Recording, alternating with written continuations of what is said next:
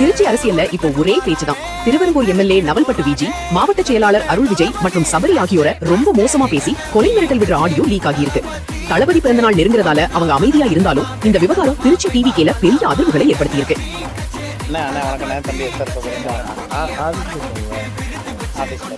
இந்த தேவையில்லை இங்கே தாஜ்மஹாலில் இருக்கேன். சாயங்காலம் வரட்டுமாண்ணே? சாயங்காலம் வரட்டுங்களாண்ணே? சரி அண்ணே இல்லைண்ணே. அண்ணே நம்பர் இல்லைங்கண்ணே, சாரிண்ணே.